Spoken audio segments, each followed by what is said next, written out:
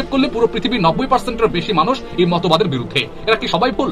পুরো মানব ইতিহাস জুড়ে সব সমাজের অবস্থান ভুল? খালি ওয়েস্টার্ন লিবারেলরাই মানুষের আত্মপরিচয়ের এত মৌলিক একটা বিষয় ঠিকভাবে বুঝে গেছে? এতদিন আর আমরা কি আর কিছু বুঝি নাই? এখন সবকিছু ফেলে সব ভুলে পশ্চিমা লিবারেলদের কথা গেলে আমাদেরকে গিলতে হবে? এগুলো কি কোনো সিরিয়াস আর্গুমেন্ট? এগুলো কি পাইছে? এগুলো কি ঘটতেছে পৃথিবীর সঙ্গে? অ্যাজ এক্সপেক্টেড এলজিটিবি এজেন্ডার ব্যাপারে সাধারণ মানুষের বিরোধিতা দিন দিন বেড়ে চলেছে।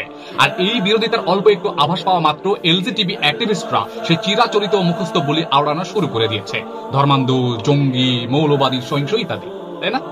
এ ধরনের অপপ্রচার যেহেতু সামনে আরো বাড়বে, তাই কিছু কথা স্পষ্ট করতে চাই ফর দ্য রেকর্ড, শুধুমাত্র আপনাদের জন্য।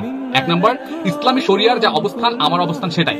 যারা ইন্টারসেক্স বা ডিএসডির সমস্যা নিয়ে জন্মান, তাদের অন্য 10 জনের মতোই অধিকার আছে স্বাভাবিক জীবন যাপন করার, পরিবার গড়ার, সমাজে অবদান রাখার। সম্ভব হলে তাদের কারেক্টিভ সার্জারির ক্ষেত্রে সহায়তাও দেওয়া যেতে পারে। তৃতীয় লিঙ্গ বলে তাদের আলাদা একটা সম্প্রদায় বানিয়ে রাখা কিংবা সমাজের মূল স্রোতের বাইরে ঠেলে দেওয়াকে আমি সমর্থন করি না।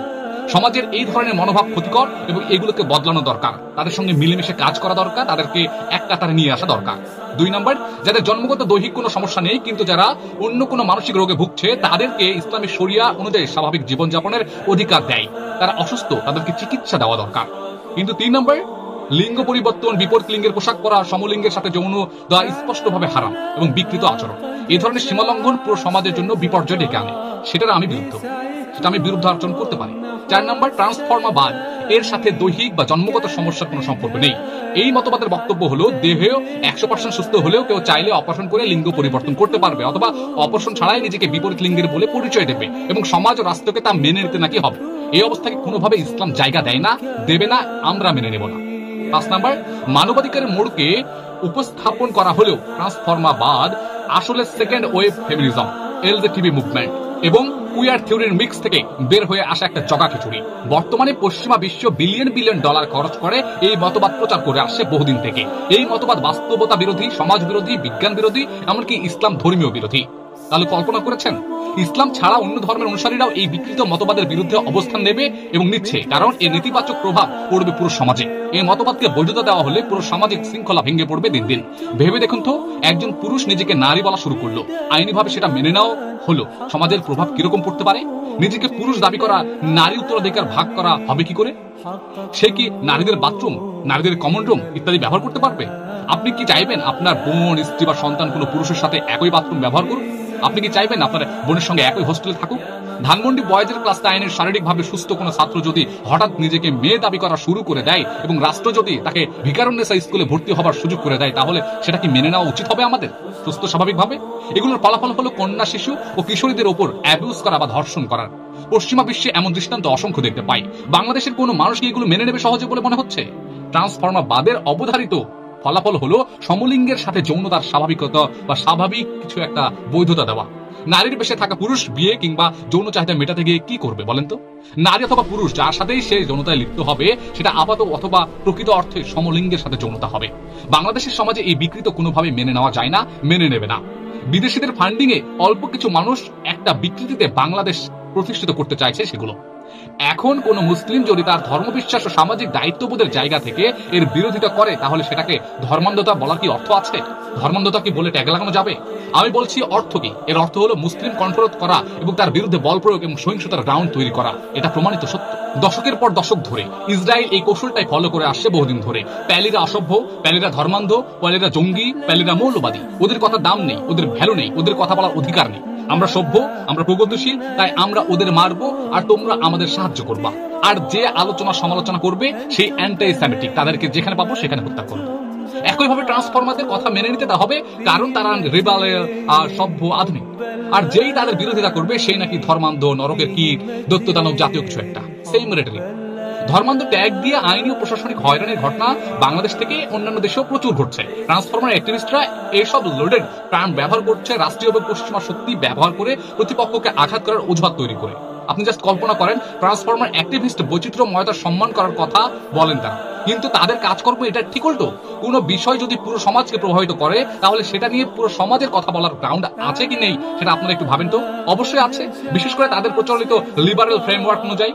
কিন্তু সমাজের যদি কেউ যখন তাদের বিপরীত কিছু বলছে, তখন বৈচিত্র্যময়তা সম্মানের বদলে তাদের প্রথম ঝোঁক হচ্ছে যে কোনো মূল্যে তাদের গলা চেপে ধরা, নানা ট্যাগ দিয়ে তাদের বিরুদ্ধে ভায়োলেন্সের গ্রাউন্ড তৈরি করা, তাদেরকে ভয়ঙ্করভাবে ধূলিসাৎ করে দেওয়া।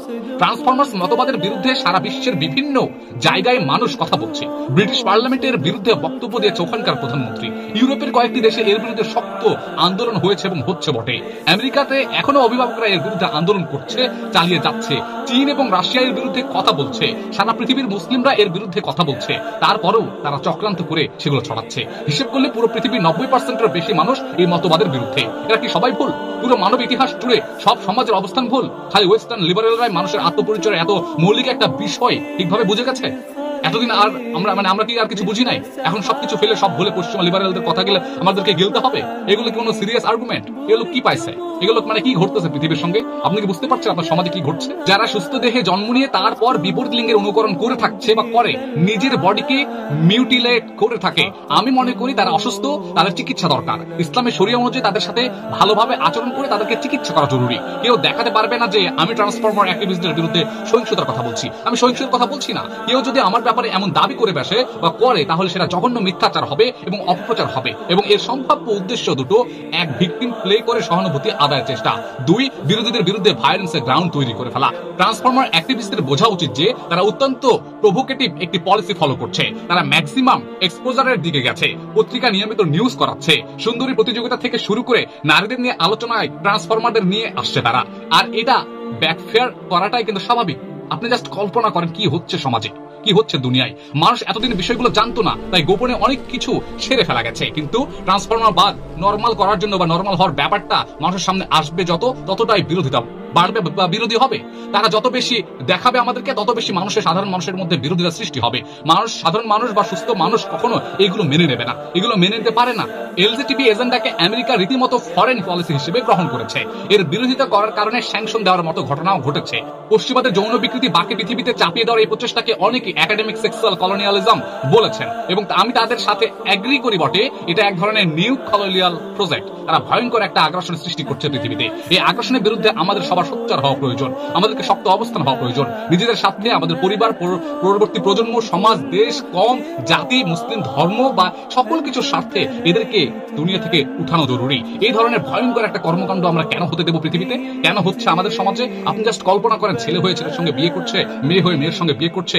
এই ধরনের ভয়ঙ্কর একটা অবস্থা সৃষ্টি হচ্ছে সমাজে। এটা কি সহজে কোনো মানুষ, সুস্থ মানুষকে মেনে নিতে পারে? বা সুস্থ মানুষ কি এগুলোকে হারিয়ে দিতে পারে সমাজে? আপনার কি মনে হয়?